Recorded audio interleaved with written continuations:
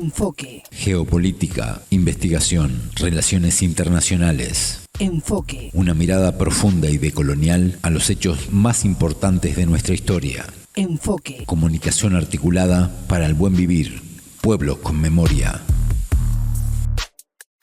¿Qué influencia tiene Donald Trump en los organismos internacionales? Bienvenidos, bienvenidas. Esto es Enfoque con Alejandra Patrone y la producción de los pueblos y movimientos articulados en Avia Yala Soberana. Hoy queremos destacar las exposiciones de Carlos Raimundi, embajador argentino en la OEA entre el año 2020 y 2023, y la socióloga peruana Francesca Emanuel durante el debate La OEA en tiempos de Almagro, organizado por el Observatorio Laufer, con el apoyo de Claxo y Nodal. El tema del día. Yo representaba un gobierno argentino, un gobierno de frente, un gobierno de coalición de sectores, y tendría que haber asumido inmediatamente después de la llegada al gobierno, en fines del año 19, principios de 2020, pero eso se demoró un poquito por la pandemia, porque no teníamos vuelos en toda la primera parte del año 2020. Estaban enfocados en la repatriación de ciudadanos. Entonces, recién llegué a mediados del año 20. Cuando yo llegué, para que ustedes se den una... Bueno, era el último año de Trump.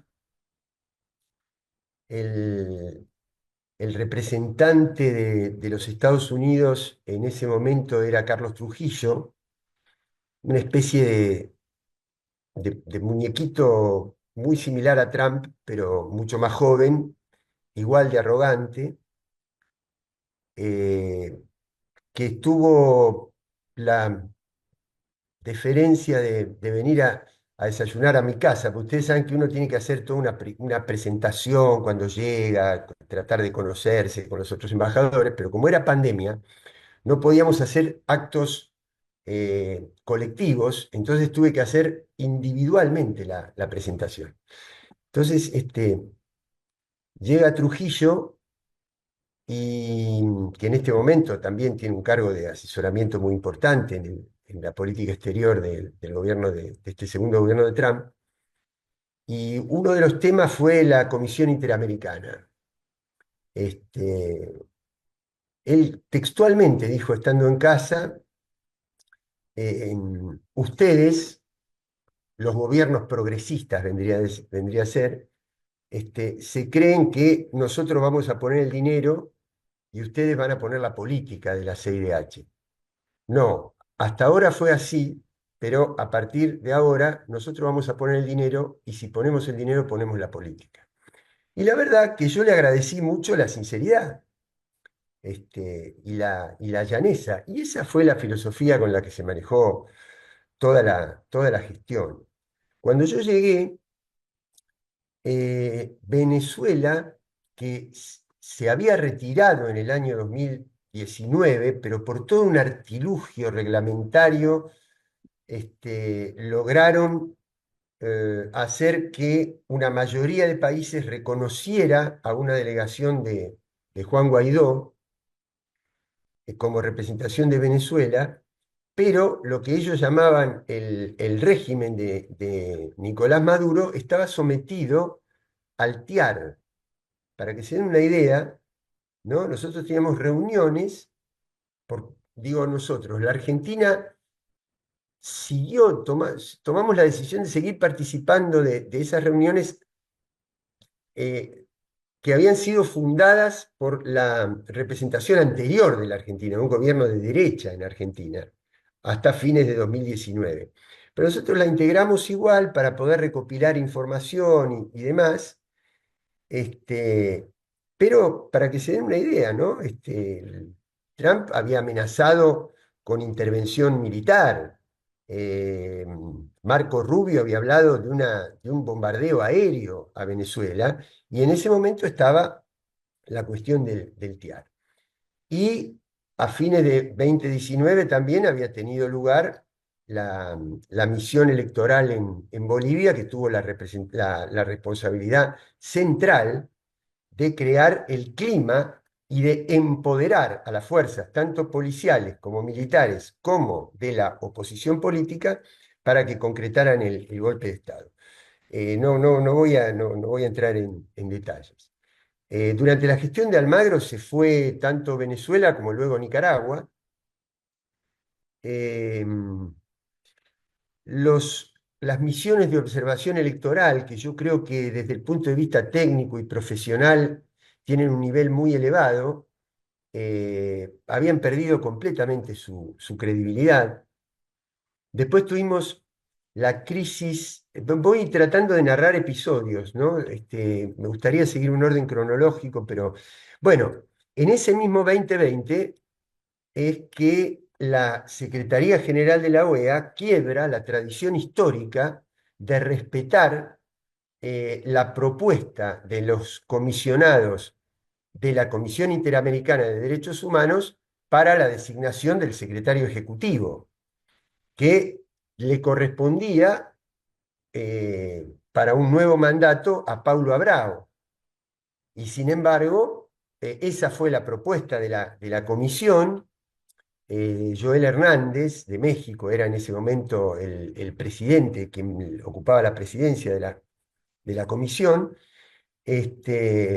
y Almagro no le firmó la continuidad de la relación institucional, por lo tanto tuvo que retirarse de su tarea. Después Pablo inició acciones a través del Tribunal Administrativo de la OEA e inclusive ganó ese juicio con una indemnización, etcétera, pero fundamentalmente era la cuestión política la que estaba en juego por la autonomía que había tenido Pablo. Pablo no había desempeñado una gestión sesgada ideológicamente, sino que había abierto todo el espectro y había tenido esa ecuanimidad, digamos, en el juzgamiento de los casos o en sus intervenciones respecto de los casos de los derechos humanos.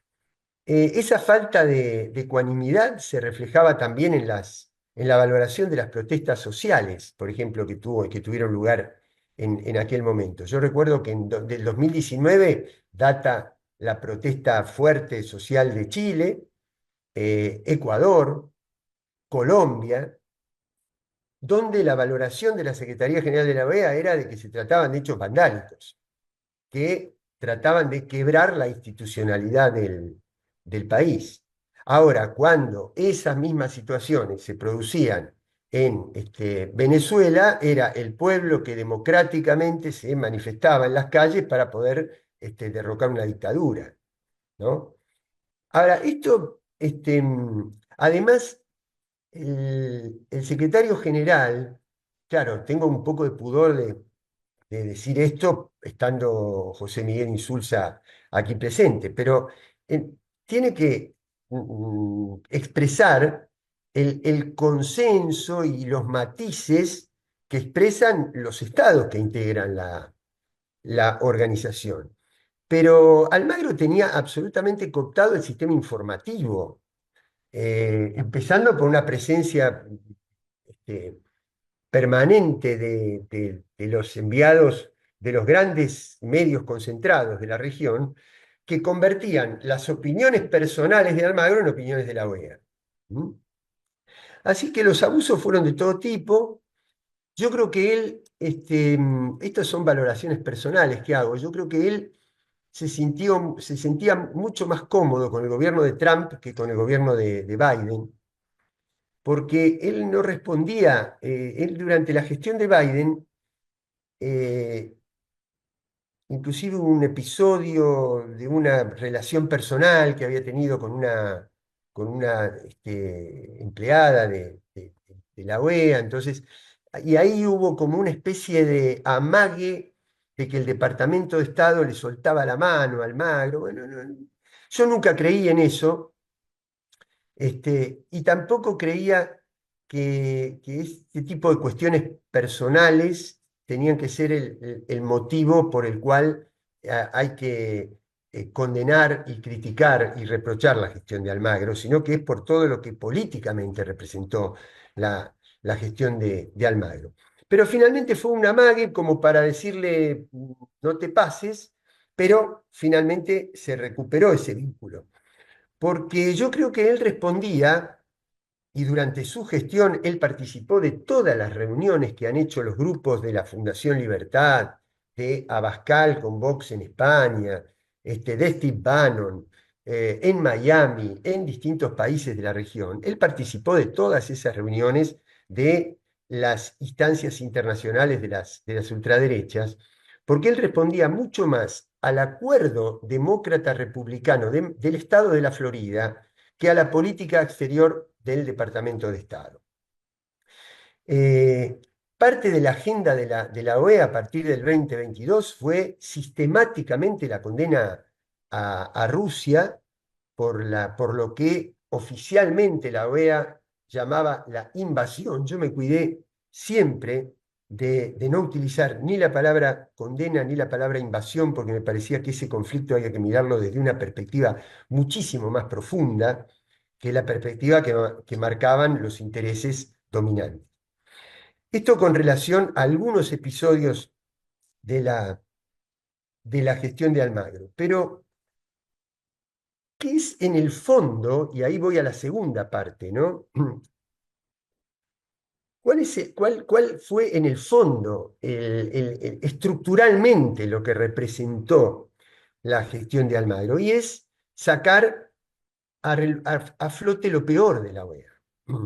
Porque la OEA tiene una instancia que es la reunión de las comisiones técnicas, las comisiones de trabajo, donde se intercambian estándares de legislación interna de los países, modelos, que muchas veces después terminan sirviendo para ser aplicadas en otros países.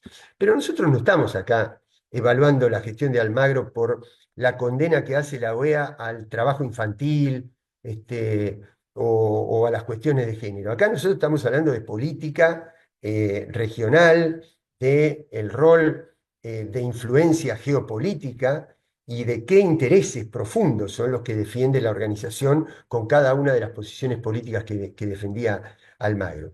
Entonces, aquí yo tengo que decir algo también a título personal, obviamente, y es que yo profundamente no creo en la OEA.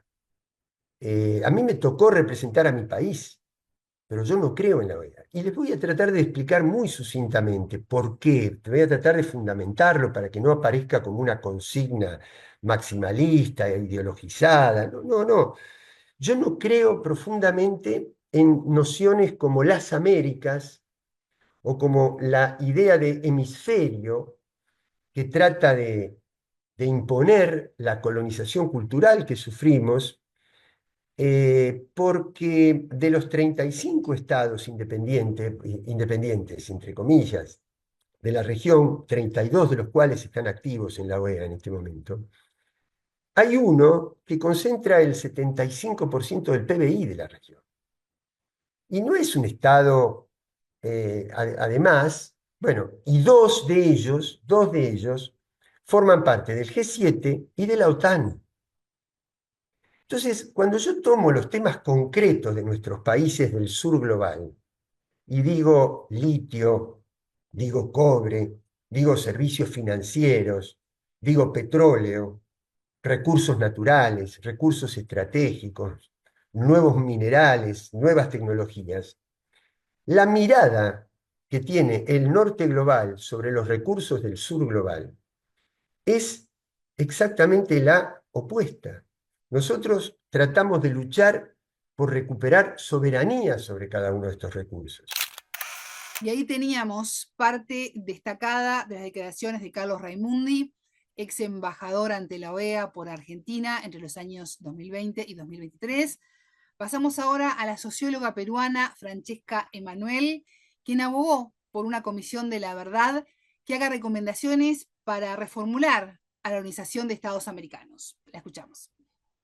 Uno de los problemas de la Organización de los Estados Americanos, si bien tenemos en este momento 32 países que forman parte de ella, es la falta de transparencia. La mayoría de libros que tenemos de esta organización son de personas que han formado parte de ella. En el 2000, alrededor de la primera década de los 2000, hubo un gran entusiasmo por la OEA. Este entusiasmo, de hecho, coincide claramente en los dos periodos del secretario Insulza, en donde se pensaba que en esta organización se podían debatir temas muy importantes y se podrían resolver.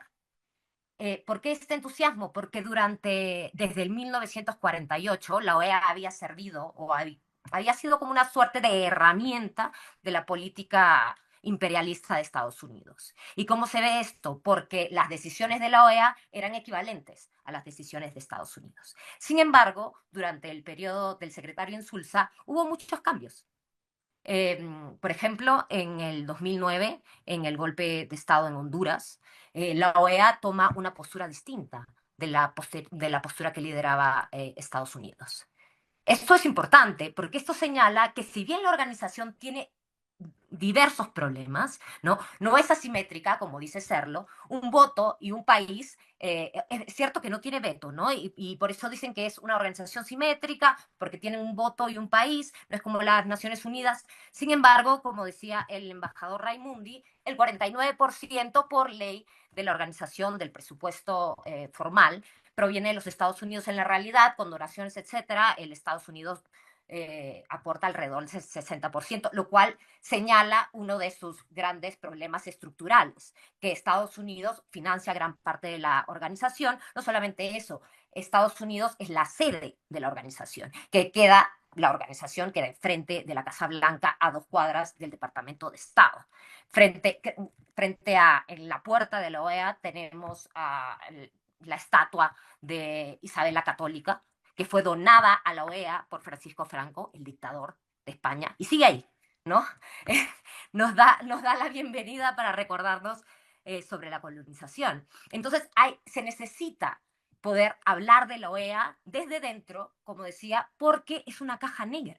Y durante el periodo de Almagro nos hemos dado cuenta de cuán caja negra es esta organización, porque él presuntamente, voy a decir, ha cometido una serie de crímenes, y estos crímenes sin que hayan sido enfrentados a una justicia, ¿no?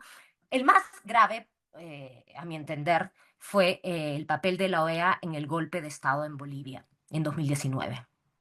Y hasta el día de hoy, la OEA no ha reconocido esto.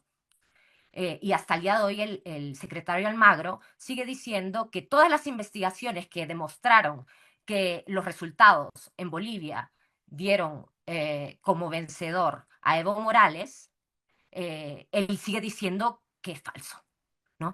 Y como sabemos, este episodio llevó a un gobierno de facto y a 2 masacres.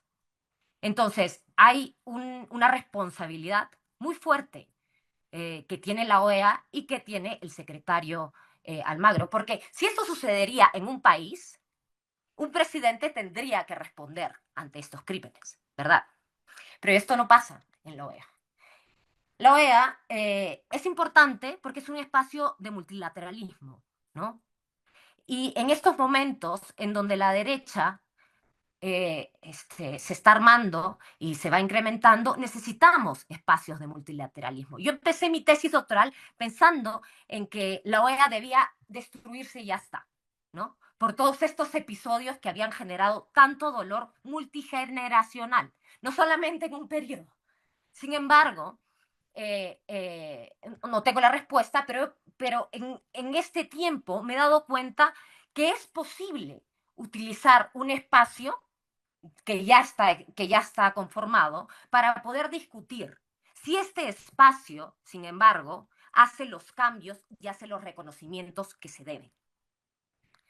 ¿Qué pasa, sin embargo, como en la OEA, cuando una organización como esta genera desconfianza, que es lo que ha sucedido durante los 2 periodos del Magro, cuando los representantes de los países no se sienten cómodos trayendo a la OEA los principales temas que les aquejan, y cuando las decisiones que ellos toman no se ven reflejados en lo que dice el secretario general? Porque lo que hemos visto, como señalaba el embajador Raimundi, es que la figura de Almagro ha capturado la voz de la OEA. se ha utilizado de forma indistinta en los medios de comunicación para poder reflejar qué supuestamente decía la Organización de los Estados Americanos cuando era una decisión unilateral del secretario general.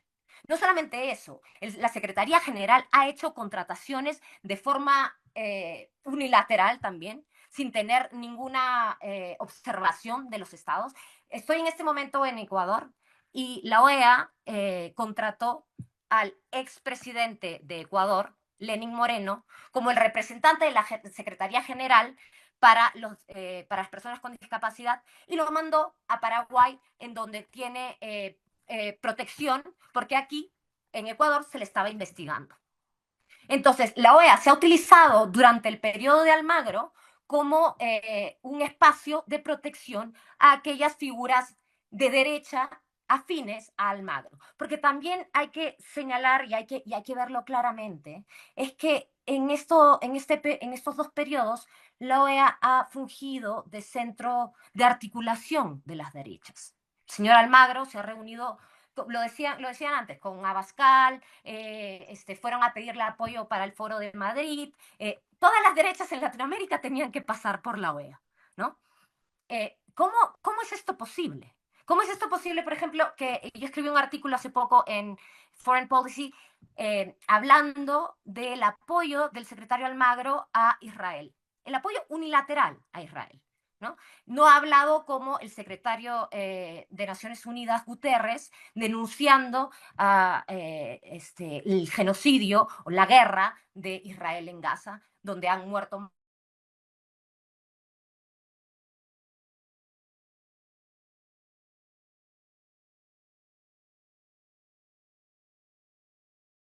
Parece que perdió el contacto ella, porque estamos nosotros contactados y ella no está activa. Sí, creo que se cortó. Em, Pero ella debe estar hablando de todas maneras. Qué lástima, porque estaba en un momento espectacular. Ahí. Francesca, ¿nos escuchas? Porque ahora se desconectó.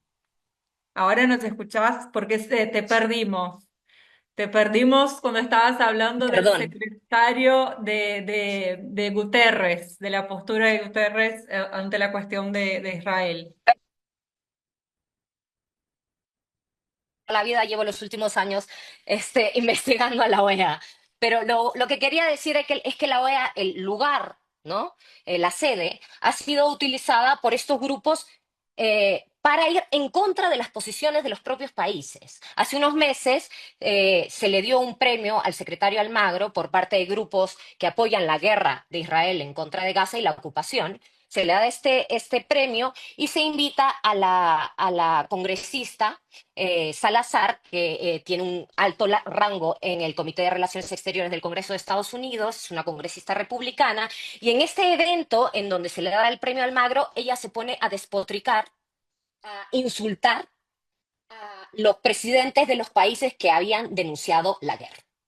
En la sede de la Organización de los Estados Americanos, que debería ser espacio para el debate y el respeto entre estados, ¿no? Entonces, esos son solamente unos ejemplos. En 2021, me parece, no, 2023, unos 8 congresistas, en el 2023, unos 8 congresistas mandaron una carta al Departamento de Estado, congresistas de Estados Unidos, mandaron una carta al Departamento de Estado solicitando que durante la investigación que se le hizo a Almagro por la relación antiética que tenía con una subordinada en la Organización de los Estados Americanos, también se incluyera otros potenciales crímenes, ¿no? Y estos congresistas le solicitan al Departamento de Estado que la incluyan en esta investigación porque son sumamente importantes y no son solamente el tema del golpe de Estado en Bolivia, sino también el apoyo de la organización, bueno, de la Secretaría General de Almagro a el presidente Juan Orlando Hernández en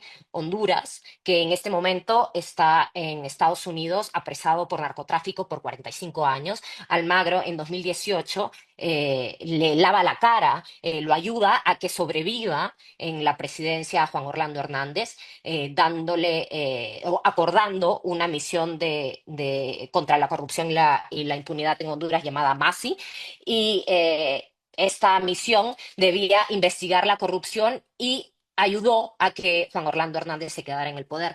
Lo que sucedió luego es que Almagro pensaba que esta misión no iba a hacer nada y esta misión empezó a investigar y empezó a atar los hilos y estos hilos llevaban a Juan Orlando Hernández. A Almagro no le gustó y Almagro empezó a vetar, a prohibir que se mandaran una serie de presupuestos a esta misión en Honduras. Había un presupuesto de alrededor de $10 millones que lo denunciaron los presidentes de esta comisión y de lo que no se sabe nada. No se sabe dónde fue ese dinero. O sea, estamos hablando también de malversación de fondos, potencial malversación de fondos, digo. O sea, tiene que haber una investigación exhaustiva de los dos periodos del señor Almagro. Y pienso, y voy a cerrar, me parece, si me dices cuántos minutos tengo, Tamara. Cerrá tranquila.